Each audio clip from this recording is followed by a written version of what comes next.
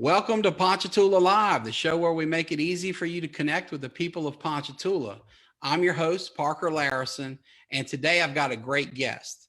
He's not only one of the most successful business owners and professionals here in the Ponchatoula area, really in the whole state of Louisiana, but he's also one of my best friends. So with no further ado, Jeff LeSaicherre, owner, operator of Fleur Title and the Jeff LeSaicherre Law Firm. How you doing, buddy? Doing great, man. Thank you. Well, if you don't mind, I always ask guests to tell us a little bit about yourself as we get started. All right, so I'll try to keep it, short and sweet. But obviously, born and raised here. I mean, great grandparents. Obviously, all my friends and family kind of grew up in the same area. On North Right. I think Road. my family came to town in 1890, and the LeSaicherres were already sitting on the banks of the Ponchatoula River at that point. I don't know if it was that quick. But, y'all been here forever. Yeah, North Thibodeau Road, we hunkered down out there, and right. Basically started building around it. So a lot of grandparents and great grandparents started farmers, and then my dad working down at the plants at Shell, my mom driving a school bus here in town. Yeah, very well known, very popular family. And your parents still live out there on Thibodeau, don't they? Yeah, 10 feet higher now after flooding 3 times in the last couple of years. Well, tell us about that. I know, obviously, that whole area has flooded several times, but the flood of '83, which this community knows well, was especially dramatic for your family and with health consequences and real scares. Would you mind sharing that? Yeah, I mean, I don't know if I ever told you that story or not, but yeah, I mean, it's basically kind of like my first memory as a kid. I was just about to turn 4 years old. We had, I don't know, probably 4 or 5 feet of water in the house, got rescued by the National Guard. I must have ingested some of it or something, falling in. And for probably 2 weeks after, I couldn't walk. I was basically paralyzed from the waist down. That had to be so terrifying, not just for you, but especially for your parents. Wow. Yeah, because the doctors didn't know what it was. And, I remember dragging myself around my aunt's house. Must have had 20 members of our family staying over there. And just kind of dragging myself around by my hands. And then, a couple of weeks later, I just started walking and it was fine.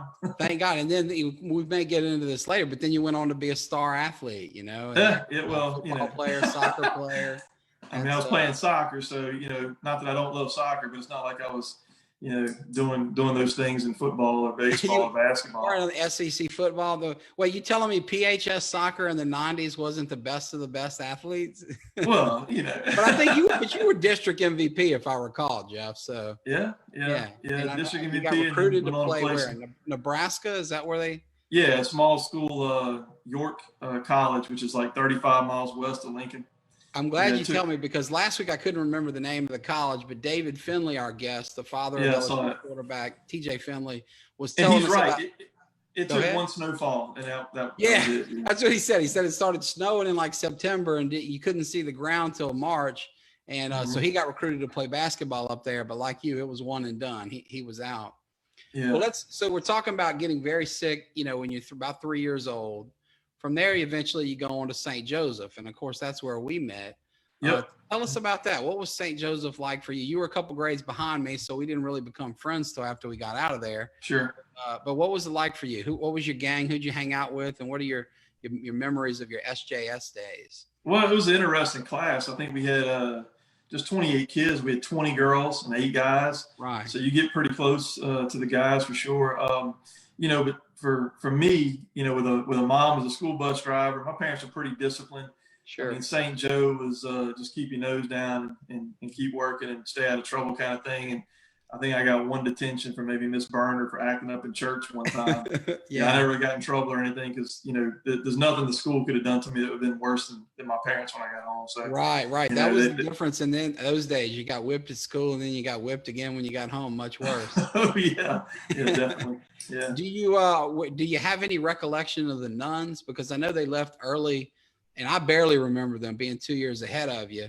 Yeah, I think that maybe one was left when I was maybe in kindergarten, but I'm not even sure they were still there. I was probably Sister Mary Allen, the principal. And I remember Miss Meisner took over for her. Yeah, and that might have been my first year with her. Yeah.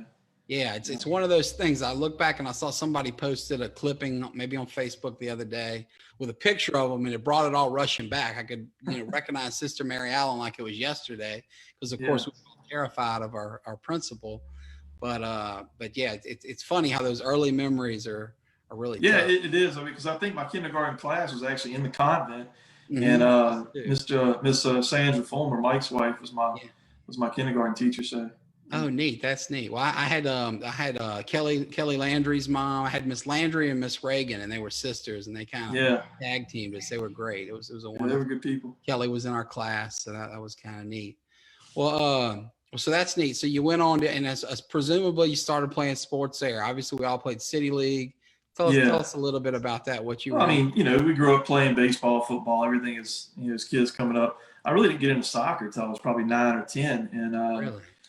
my it wasn't until probably I was 10 or 11 years old I started playing for Mr. John Wong, one of the Oh, Wong wow. brothers that owned Yeah. Trey Inn. He's like the And OG of Hammond, Stisa, all that stuff, right? I mean, Great man. outside of my parents and family and maybe friends of parents of my friends, he's probably the most influential person I had in my life, and to have it so young at such an early age was a huge deal. Very disciplined, but very always kind of teaching you the right things, big on character and morals, and yeah, he was great. I've always admired him a ton. My dad was friends with him and his brothers, and of course, we all grew up in their restaurants, eating the delicious Trey Inn food and all that. Well, that was us. If we won a tournament, we got to eat there for free. So we won a lot of tournaments. That was a big incentive. Yeah, man. But I missed them. Brandy and I we'll head over to Mandeville from time to time to eat there. But you sure miss having them in the backyard. Of course, they've gone on to run all these other great restaurants, Street Side and Kate Street and all that. And all the kids are the same way as he was. Just good people. And, admirable guys. They work hard. They're great, great family men and women. It's just a great family from top to bottom. Well, that's neat. So tell me, did you play for the St. Joe teams any? How'd y'all do? Because, with not us, as good as y'all. And we got lucky and won our 8th grade year, but we lost the Holy Ghost in 2 finals in a row, my 6th and 7th, and it was heartbreaking. So how'd the team do when we left? You guys? Not great, man. We were 8 guys to pick from. You're trying to field a team out of that. And, y'all kind of sucked all the sports ability out of the gene pool. Well, not me. I was riding the pine. I'll never forget Will Richardson, my best friend, didn't play like you. He was a soccer guy, but he didn't play basketball. And all the good players graduated except Chad Richard and Ben Perrin. And we were super short. And Will was the tallest kid in our class, 8th grade. So I said, man, you got to play. We're so small this year. And sure enough, he agreed. He tried out. And I lost my starting spot to Will, who couldn't barely dribble a basketball, but he was kind of our Dennis Rodman, if you will. But, that was sort of me. Basketball was never my sport. So we had, Artie Thompson, Kevin Rayford, Ryan Roberts, Brandon Smith. Those are some stud athletes. And then, guys like me and maybe Jeffrey Aronson or Robert Landry, who was a year behind us. We were kind of the 5th guy coming in trying to hold it on. Yeah. I had fun. We had our little trio. It was Brandon Perrin, Jason Kramer, and me riding the bench, watching our buddies win. It was a good time. But I'll never forget, Mutt Burner was my coach, not only at St. Joseph in baseball and basketball, but all throughout my childhood, he was pretty much my baseball coach almost every year, at least half the time. And he introduced me when I spoke at Kiwanis a few years ago, and he chuckled and laughed to the group that I was the only guy he knew whose athletic career peaked in about the 6th grade. So we all find what's working for us. So eventually you go to high school, and you did well in football. I think if I recall, you started at cornerback, safety, something like that for a while? Corner. Yeah, I was one of, I think there was 3 sophomores that lettered that year. Okay. And myself, Brian Landry, and DJ Treadwell. Okay. And then, that was a good season. That was, we went to the playoffs. Then we got beat in the first round by John Curtis. But, guys like Charlie Landry, Martinez Lewis. And, they beat us a few years before that, too. The Curtis was a beast, man. Between them and Salmon, they were tough to get past. But eventually your focus – I'm sorry. Go ahead. I was going to say the guy I was matched up against, I think I was probably 15 at the time. He was maybe 15 going on 25. It's probably 6 inches taller and ran the 40 and had good 80 pounds heavier. Yeah, that would make a soccer player out of me too. So tell us about his size now. So we want to go. Folks won't know this. One thing I have to share about you that I find remarkable and think maybe our listeners would enjoy. Years ago we used to be workout partners when North Cypress opened their big facility in Hammond. And we were all giant LSU football fans, and the draft was coming up. And this is Chad Richard, you and me. And we got the crazy idea that we were going to try to do some of the combine, events. And so we all tried to see how many times we could bench press 225. And you're going to have to remind me of the exact number, but I do remember well that you did it 20 something times, which was more than all of the guys your size on LSU's team, the running backs, the linebackers. I want to say that year, Herman Johnson. Yes, big Herman dude. Johnson, who folks that don't remember Herman Johnson, the enormous offensive lineman, I think the heaviest baby or biggest baby ever grown in or born in Louisiana. You matched whatever he did, I had done. So it was like 28 or 29. Oh, neat. So 28 reps and 225. That's going to be our Google homework project after this. Anybody listening wants to Google how many times Herman Johnson bench 225 at the combine. That's how strong Jeff LeSaicherre is. If I was you and I did real estate law, I'd wear muscle shirts to the closing just to show off. Yeah. Well, that's neat. Well, speaking of sports and PHS and especially soccer, where you excelled, and it was pretty new to Ponchatoula then. As I recall, the team started my freshman year, which would have been around 1991. And if I'm wrong, correct me. But when you got there 2 years later, it's a pretty young crew. So who were the coaches and players? So Sparky Wells and James Gilliott kind of coached the team, headed it up.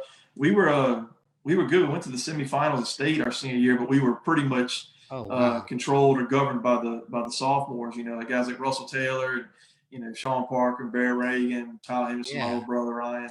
Those guys really were the talent on the team. And we had, I think, myself, Doug Stroud, and Michael Newman, Kevin Rayford, 4 seniors, I think, on the team, something like that. Okay. So the sophomores really pushed it, but I think we led them well and gave them the sort of guidance they need, because they never really excelled to that level again, and they were certainly more talented than us. So Well, who were some of the people at PHS who were influences on you? Teachers, coaches, other parents, I got to be honest, man. When it comes to this sort of thing, I sort of thought about that a little bit when you and I were talking before, and I don't know, maybe it's something that is internally. It's hard for me to look up to or get real close to people outside of very, very close people. So when you're asking like who's the people I looked up to, I mean, outside of my pocket of friends, their parents, my own parents, I didn't really look beyond that. I mean, I got lucky when it came to that. Kevin Rayford, Jeffrey. You didn't need to. I mean, Kevin's dad's one of the nicest people in town. Just a great man. I mean, what better, Mark Stricker, Jason Angelette. Some of those guys were, still to this day. I mean, some of the best, people I know. And I didn't have to. We kind of kept each other in check and pushed each other, and we stayed out of trouble, and So that was your crew then. I know some of them, like Sprout, Mark Stricker, have moved off and been very successful in Florida and other places. Have you guys kept in good touch? I mean, I know you and Kevin Rayford have, obviously. But I spoke to him. What about the rest of you guys? Okay. Yeah, I think so for the most part. It's hard as you get up in age, and Jason Angelette's a good example. He lives right there in Covington. He's got 5 kids now, stays pretty busy, and Sprout being away. Jeffrey lives over in Vanderbilt, so we stay in touch. I mean, nothing like it used to be, but Well, you ought to do like your old neighbor, Brandon Perrin, our little crew from back then. We still camp out behind his mom and dad's house. That's amazing. From your childhood house. Yeah. Every year at Christmas time. So that's crazy. I can't believe it's 30 years or something he's kept it going or something like that. It is. Now, I will admit, several years ago, I stopped sleeping out there years ago. I can't handle the tent life like I used to. Yeah. But, I still go out and spend half a night out there, and it's awesome. Yeah. And now some of the kids are coming out and doing it with us, so that makes it neat. Yeah, I bet. Well, tell us about the next step after high school. You leave PHS. So high school. You go up to play in Nebraska. Decide quickly to return. You didn't play soccer or any other sports at Southeastern, right? When you returned? I mean, by the time I got back here, the game plan was really. I had tops. I figured I'd spend one semester because I came back for the spring semester. I figured I'd come back here. I would, apply to LSU, transfer over there, and, move on from there. Well, I end up, running into what's now my wife, and, took me a year to convince her to go out with me. But once I did that, we got engaged pretty quick. I think we started talking about it 2 dates in. We were engaged at 6 months and married a year and a half after that. And, Well, Martha, you I couldn't never have a left better here. reason to stick around than Martha. She's beautiful. She's Yeah. moral. She's a rock of a woman. She's great in every way. So Yeah. So, great. finished college and then law school, and that's where things really got fun. I got what 3 years of law school was like, not all that Yeah. You went enjoyable. down to New Orleans for law school, right? The Loyola. Yep. Okay. Yep. Tell us what that was like. I think you're our first Loyola guest. Yeah, well, it's law school. I mean, not everybody probably feels this way, but for me, I consider it probably, some of the worst years of my life. I'll I echo mean, that. Yeah. look, It's lawyers not have a fun. reputation for a reason. They're not always the nicest Right. people, and 3 years of it, and I did it a hard way. I mean, I was married. We had our first child my last year of law school. I tried to work 40 hours a week, while I was in Right. school. So, I made it a little bit tough on myself, but I've always been the grinder and the hard worker, and not the book genius. I don't go in there and just know it or pick it up fast. I've got to try to outwork somebody. So it fit me for the most part. And then, I didn't expect to graduate, try to take a bar with a newborn at home, and then Yeah. Katrina hits, and you lose the job and the house. And yeah, as I recall, so you had a job lined up. Somebody said, Jeff, we want you to work here, just pass the bar. And then Katrina hit. So tell us about that whole experience, because you were living on the South Shore back then at that time, right? Yeah, so I got a job at a firm that was working downtown in One Canal Place, and had a small title company named Fleur Title, which is kind of where the name came from. Oh wow, didn't know that. Okay. But yeah, they offered me a job.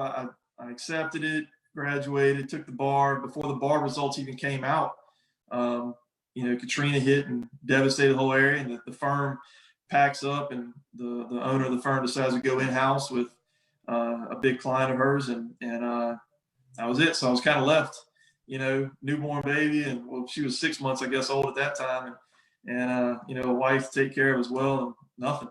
Wow, that had to be terrifying. Yeah. So what was your next move? So how long were you out of your home from Katrina?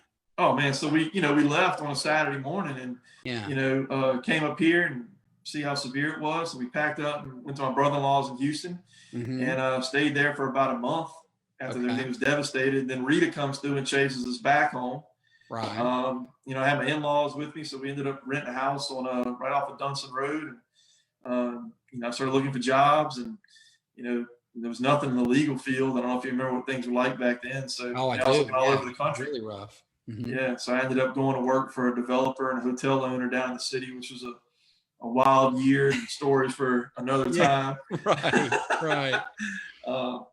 So it was a year of that, and commuting from up here before I finally got into the title game. So how did the title opportunity happen? The title opportunity brought you back here to Ponchatoula, right?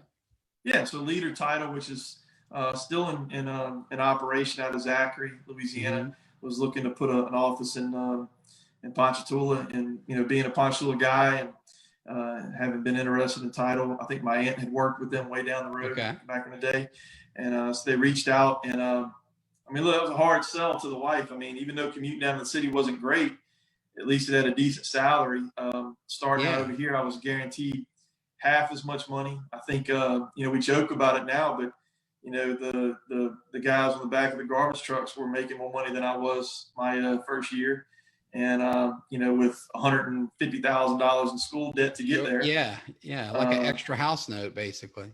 So it was a gamble. I remember it well. And of course, now it's easy for the two of us to look back fondly on those days. But I had been in town, a little longer, because I was a few years ahead of you in school, but not much longer. So I'm still very much struggling on the east side of the tracks on Pine Street. And you moved into your little one-room office on the west side of the tracks on Pine Street. And I think, for a while you couldn't afford a receptionist. So Martha came and helped out, and, we couldn't afford much. And you were happy to do 5, 6, 7 closings a month, because it made, meant your bills were paid and you'd get that modest salary. And, here we are now today. You are without question the most successful title lawyer in your age group in the state of Louisiana, probably by 10, 20 years. And I don't know where you rank in the top 10 or whatever statewide, but tell us about your business today. I'd love for the folks to know, because I think a lot of people around here just know you as Jeff LeSaicherre, and clearly people know you're successful. You live in a big, nice house, and you have nice things, a camp, all that. but I don't think people know the scope of Leader Title Company, how many cities you're in, how many employees you have. Yeah. Fleur de Lis, I'm sorry, you just said Leader. Right. Fleur de Lis Title, folks. Yeah.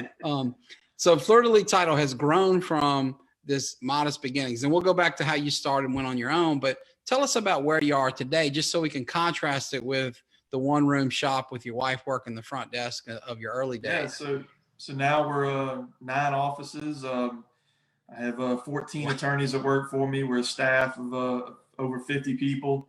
Amazing.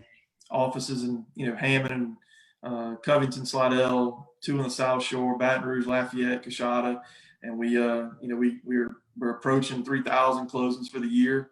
That's amazing, man. I think we've had 4 straight months of more than 300 a month. Yeah, so that's incredible. And look, for those of you that look at Jeff LeSaicherre and see overnight success, you mentioned what a grinder you are earlier. I know many days of you being up at the office at 3 a.m. and just doing it day after day after day for what turned into year after year. And, as a good buddy of yours, I just can't tell you how excited I am for you, man. You've earned every bit of that success, and it's so neat. And you stayed here in Ponchatoula. You could live anywhere in the world now. I mean, you could run your company from Carmel or, wherever. And I get Martha to move, yeah. Not that I want to, but yeah, she would not want to go. Yeah. So let's talk about that. So you could live anywhere in the world. Why Ponchatoula? Why stay? What's so special about this place to you? Yeah, I mean, it's still home, and even for my wife now, after Katrina, her parents have moved up here. Other than her brother who lives in Houston, I mean, that's her family. Her mom and dad are on the west side of town, and yeah, for me, it was I'm a block away, right, from where the what was it, the Bella Rose Mansion or whatever it used to be. Right. Yeah. The old family mansion. I mean, yeah, this was like, you're what, on the corner of 8th Street and Willow? Is that? That's where I'm at now. Okay. Yeah. Neat. Yeah. And so to me, it's like, this is the rich part of town. This is what, I strive for when I was a kid. Yeah. It's like, if only we could live within 15 minutes of town, it'd be great. Yeah. That's great, man. Well, let's talk a bit about Martha while we're on the subject of family and her family. You mentioned earlier you met at Southeastern. You asked her out for a year. Tell us a little bit about that love story. How'd you meet? Was it class? Was it on the street? And how did you go about courting this beautiful wife of yours and starting this family? I think we'd all love to hear that story. I mean, met in computer science class. The funny part of the story is that, you have the roll that comes back when you're in class, and I'm in the back of the row, and of course I noticed her the first time I walk in, and I'm like, man, I got to find out what this girl's name is. And of course the roll's coming back. I'm like, well, this ought to be easy. I'll find it out. So there's only 2 women in my row, and when the roll gets to me, there's a Beverly and a Martha, and I was like, gotta be Beverly. That's great. So it ends up being Martha. I say it took a year to convince her. It was like, it probably took half that time for me to get the nerve up to even talk to her. And eventually we end up going out on a big group date. Mm-hmm. So the first date we actually had a couple of days later, that was just the 2 of us. I mean, we're talking about getting married from that point on. So my life, I mean, a lot of people talk about being blessed. They've got these nice things and these great people in their life or whatever. And I am, don't get me wrong, but where I've been really blessed is like, they just sort of happen for me, and everything sort of just falls in my lap. Or maybe I just look at it that way and I disregard the negative. I don't know, but right, like everything else, she just sort of fell in my lap right there, and I wasn't going to take any chances. So we got engaged. We got engaged very quick. And, I was, and you got married young. I mean, it wasn't a super long engagement as I recall. Well, it was a year and a half, so we got engaged. I guess it was, okay. Yeah, I guess you got engaged so young, it didn't seem that long because you were still really young when you got married, right? Yeah. So we're about to make 20 years in June. Yeah. That's amazing, man. Congrats on that. That's really neat. And of course, you got 3 beautiful children. Are they all still at St. Joseph, or do you now have a high schooler? Well, Ella, my oldest, she's 15. She's at St. Thomas. Okay. And then my second one, Noah, is in 6th grade at St. Joseph. And then the last one, the caboose, who just fell in my lap, he's in 4th grade at St. Joe. Okay. And I'm sure I've told you this before. What's interesting about us is, I grew up with an older sister, and then me and my little brother. So, daughter, son. Sure. And then we had the same thing. And then I ended up doing the math on it. My boys are the exact same spread that my brother and I are. 2 years, 2 months, and 6 days apart. Exactly. Yeah. And now they're all on that same track, right through St. Joseph. So I know exactly what's coming, the type fights we're going to have, what they're going to fight over. Right. And you're now the family like mine was when I was little, in that your house is right by school, right? Yeah. So does this mean when big events happen, dances, games, etc., all the friends want to come to your place so they can be right there next to until COVID, for sure. Yeah. This was kind of like, my daughter was coming through, everybody was coming here to meet up, take pictures, things like that. And, we enjoyed that, but that's, been a year now since we've seen those things. Well, let's talk about that a little bit, because we've talked about COVID with pretty much all our guests, but it's been from different angles, and nobody's yet talked about parenting during COVID. So with the age range you have, let's talk about that. How does this impact how you parent, versus last year, 3 years ago, whatever? I mean, you got a teenage daughter in COVID. That you're looking down a double barrel shotgun at two terrifying blasts right there, right? Yeah. So tell us about what it's been like for you and Martha, and kind of, Well, I don't know how everybody else feels, and I don't want to offend anybody, but it's the sort of thing where we've, as time goes on, you sort of get used to life. I mean, we've seen our parents a little bit less, and certainly grandparents as they get up in age. I mean, oddly enough, I've had, 3 of my grandparents, 4 really my whole life. And I lose 2 this year, neither of which to COVID, but, couldn't go to funerals and things like that. But for the kids, I mean, you get every day out the door, you got to remember, you got your bottle of water, you got your mask, you got, all these things.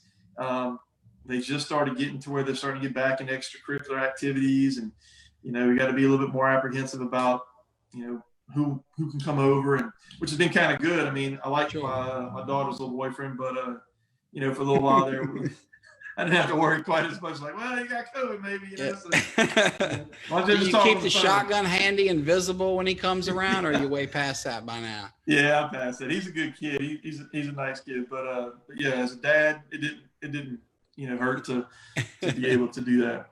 Good deal. I've just lost visual with you. I don't know if this is an internet issue or maybe where there are buttons. Oh, there you go. I think it was a call coming in. Sorry. Oh, okay. Thanks for taking care of that. My bad. Well, what about COVID with your business? You mentioned earlier a firm with 14 attorneys and 50 employees. How, what are your thoughts when COVID hits and the world shuts down in March, and you've got this big beast of a company that needs to be fed with hundreds of closings a month to stay profitable and prosperous? How did you handle that? And what was your thought process then? And has it changed now? I mean, and we've talked about this in the past too, a little bit of what you face in life, whether it's, losing the ability to walk at 4, or, Katrina ruining things, or whatever it might be. I keep kind of leaning into disaster. I mean, when I went out on my own, we were still in the midst of a financial crisis at that point too. And I sort of like try to take advantage of those scenarios. When COVID hit, there was only 2 ways to look at it for me. We're either going to grow into this, or it's going to annihilate us. And I wasn't going to sit back and just wait to get blown out of the water. So we leaned into it. We started hiring people because we were already starting to pick up and work. Sure. I decided to open a few offices. I think we hired, like I said, 20 something people just since March. Okay. Wow. So we've grown. I mean, in February, I did 150 closings, and we're doing twice it now. So that's amazing. Well, I remember interest rates help. Don't get me wrong. Yeah. I'm just so glad it worked out, because, I called you early on in the COVID crisis, and you and I for years, we'll talk about issues, staffing issues, whatnot. And, I call you with kind of, hey, what are you going to do? This is scary. And you're like, man, I'm building up, I'm hiring. And I was like, oh my goodness, that's so risky. And man, it was a smart risk. You knew, more than I about how this would shake out, but it's been exciting, because you very much have that run into the fire mentality, and it served you well. I mean, throughout your career. Well, it's for me, again, not being some, genius that can read the market or whatever it is. What I do know I can do is, if I can find a situation where people are scared and I'm not, and I run into it, odds are I'm going to end up being all right. And so far it's working. Yeah, for sure. Well, let's talk about how you would share the wisdom behind your success with your younger self, right? I'm sure a lot of people are watching this, listening to this, and wondering what they could do to, achieve success and maybe be, more like you career wise. If you could go back in time to young Jeff, who loses his job to Katrina, or, struggling his way through law school, working, 40 hours a week and going at night, whatever, what advice would you give yourself, professionally, business wise, if you could go back in time and talk to your younger version of yourself? Yeah, I mean, it's hard. I would initially say worry less. Mm-hmm. Things tend to work themselves out. You end up stressing a lot over things that never come to pass or aren't nearly as bad as you think they're going to be. Lost a lot of sleep, probably fought a little bit too much with my wife, or a little less patient with my kids because of it. So that would be the biggest thing, really, because aside from that, I'm not somebody who usually lives with regret or anything. I don't look back and say, I wish I'd have done this or that. I think I usually, whatever ends up turning out or the results of what it is I do, I try to find the positive in it and probably just reaffirm that, to stick with it, Yeah. I mean, that's really it. There's nothing I look back and say, this could have changed things or, improved this or that. I've never lived that way. So I think the biggest one would be just worry less. Yeah, that's great advice. I wish I could do that for sure. That's wonderful. Let's ask a similar question, but with regards to relationships. You mentioned that you and Martha are about to hit the 20-year mark. Every marriage has days where we don't get along that well with our spouse, but you guys have always been kind of a rock of stability and just a wonderful, successful marriage. What advice would you give young Jeff, who's in college and just proposed to the love of his life? And, what would you give, to any young couple in love that's hoping to make 20 years and 3 great kids and all that? Man, it's like, you hear people say it a lot. It's work, Mm-hmm. and it's not work from the standpoint of like, it's really work to love this person. It's not that. It's just, things aren't always going to be easy. And, at the end of the day, maybe it's naive to think, but I think most people are generally good, Yeah. and if you have one spell where you disagree with them or you're not getting along with them. And I tell my kids this when they have, issues maybe with somebody at school or whatever it is, they're not a bad person. You're not positive where it's coming from. Whenever I've been, let's be frank. I mean, whenever I've been an asshole to somebody, it really wasn't because I just disliked that person. It was probably something going wrong in my day. I let it get to me too much. Sure. Yeah. Same here. So really just that, take a breath and step back and, that's it. That's great advice. Well, let's shift gears from talking so much about the past and, kind of where you've been. Where do you see yourself and your business going, let's say the next 10 years? What's your vision for where you guys are headed as the LeSaicherre family and as Fleur de Lis Title?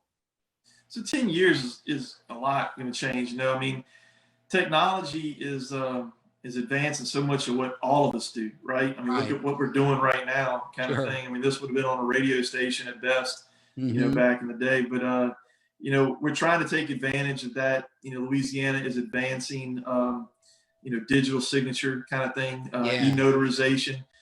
There's a bill that's already passed that they're trying to fully implement. And, a lot of title companies are sort of scrambling to not just progress down that road to keep their businesses alive and grow, but also there's a big compliance role there. How do you keep, non-public information safe, people's social security numbers and, income and, whatever it is you have there. That's a great point. We face the same issues as personal injury attorneys. We have all this HIPAA information and healthcare information that's intensely private. And so both your firm and mine has to place a priority on privacy. So that's correct. A great point. So there's a lot that goes into all that stuff, and it's almost like survival type things. Right. But from our perspective, and what I learned early on when I left my previous employer is, and something maybe something I should have said when we were talking about what I would tell younger Jeff was, continue to not be greedy.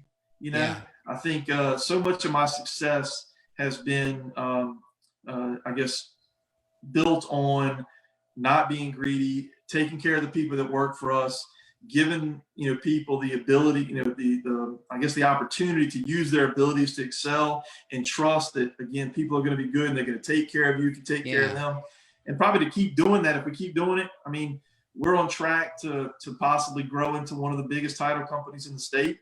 And I hate to say this, but perhaps even one of the few, because with technology, we're able to grow into other areas, and the way we're doing things and the speed at which we do them, there's a lot of people that can't compete with us anymore. And there's some bigger guys than me out there for sure. I mean, I'm having huge months, but there's a handful of title companies that, are out there that are doing 2 or 3 times what I'm doing. Now, am I still in probably the top 5%? Sure. There's 300 title companies. There's only probably 4 or 5 that are like that. But, we have a little bit different way, and we'll probably end up growing into, tens of millions of dollars a year type company. We're getting close to that now. So. And I think you just described something I've always seen in you that I would characterize as an abundance mentality. You know, you've always believed that there was enough for everybody, not just among, you and your team, but kind of the market in general, right? So, I mean, you said don't be greedy. I mean, that if you make $1, sure, you can put it in your pocket and keep it all. But if you share a little more with your top team, they're going to turn that into more dollars, and then you'll end up prospering, and that rising tide will lift all boats. Is that a fair characterization? No, I think exactly. I mean, some of the attorneys working for us are making money that the top 1% of attorneys in the state don't make, and it's not because of their legal minds. No offense to those guys, right? But we found what they are good at, and we put them in a place to succeed. And could I pay them a little less and hoard some of that money and probably double my salary? Sure. But for what, 4 or 5 years?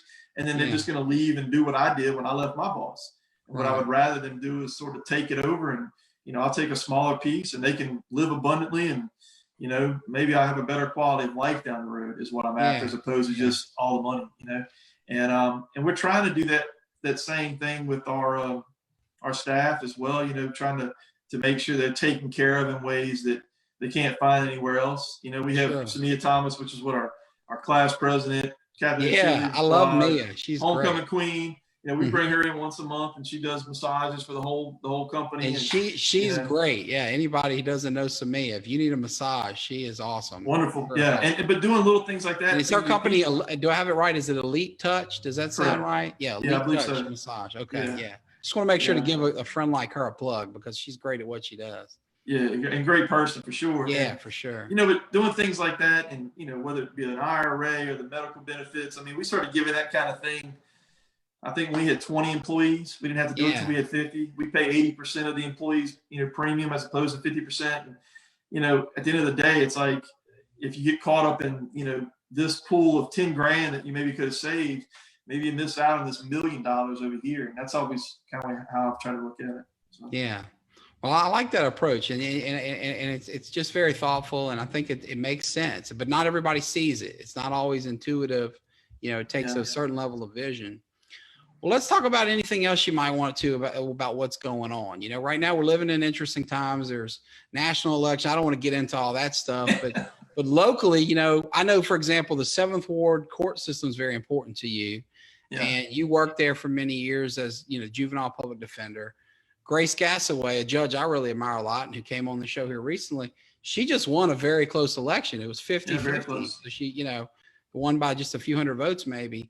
But, what do you think about all that? What about the status of kind of the local court system, or just anything you want to talk about? We only have a few minutes here, and I want to make sure we cover anything you might interest you. Yeah, I mean, it is important to me, having been there for 5 years, especially in the role that I was, seeing how important that court and the people that work there are to just juveniles in general. Whether it's, are there some kids that get some trouble? Sure, there are. But that court does a lot for, parental rights, or, foster kids or abused children, or kids that aren't given much of a chance to succeed, or are never shown how. And so, as you know, I mean, 6 years ago, I run for Marshall, and, looking at things now, I knew I was making a sacrifice. I had no idea the level of sacrifice if I had won.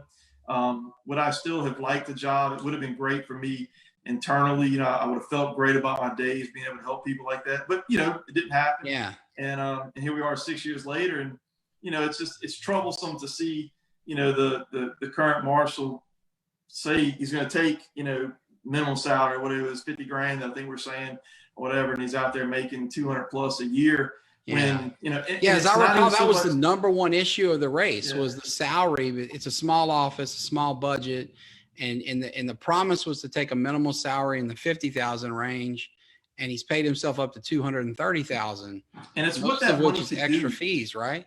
it's what that money could do is the Yeah. thing, and who it could do it for. And I mean, do we have issues in this country? A ton, I'm sure, but I think ultimately it comes down to, what we do for our youth and the education that they're afforded. And, if everyone were receiving a little bit better education or taking care of a little bit more, and even in just small ways, how big a difference that would make. And, it bothers me that occurred. And, my wife is very much against me being involved in politics. And it took me a while to come out and support, Bert Diliberto. But, it's just that I do believe he's a guy that's more concerned about the people than the money. And so, what I was saying. Yeah, no, I appreciate you sharing that, because I think it's important.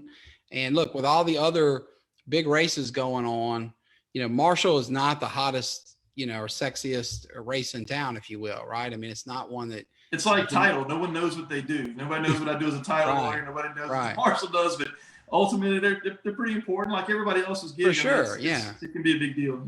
Yeah. Well, is there anything else you want to share? We can talk about any topic under the sun, personally, professionally, anything you want to share with our viewers, because I think this is a great opportunity for them to get to know. Aside from, like I said, my parents and friends and Mr. John Long, I mean, probably the only other guy I've ever looked up to was you. So it was thank you. Well, I'm a competitive guy, and it was nice to have you here to chase. Yeah. To see the success and see how you handle people and how you grew. So you have a big hand in this. So. Yeah, well, I appreciate you saying that. It's been nice to see you leapfrog me by leaps and bounds. And it's funny, you say you added 20 people since March. That's over double the size of my law firm. So, you talk about losing sleep. I'm losing sleep. The thought of growing to that level, managing that many people would kill me. So it's really neat. I mean, it's neat. It's not often you see great things happen for great people, right? I mean, there are a lot of hugely successful people out there that make it by screwing others over. And then there's lots of good people that can never catch a break. And so in that rare, confluence of good guy meets good opportunity and it works, it's so cool to see that happen for you. So I'll ride it as long as it happens, man. I hope it doesn't stop. Well, and you're doing good things with your success. You're creating jobs, which is a big deal. And this economy needs it. You're giving back to the community, not just of your money, but of your time and energy and attention and resources. And, you're keeping a great family hunkered down, anchored in Ponchatoula, which is important, because we've seen, speaking of your little brother earlier, he played right alongside my little brother, who's a great guy and really, quite frankly, the best lawyer I know of our generation. I agree. Yeah. He's serving the state of Texas, not Louisiana, because the opportunities aren't here. So thanks for sticking around. You're a dear friend, and I really, that's a two-way street. I admire you too. And thank you for coming on. And to our viewers, I want to thank you all for tuning in to watch two old friends talk. And I hope you enjoyed it. The Ponchatoula live show is going to come to you again next Thursday at 3 p.m. So please tune in. Thank you and have a great day.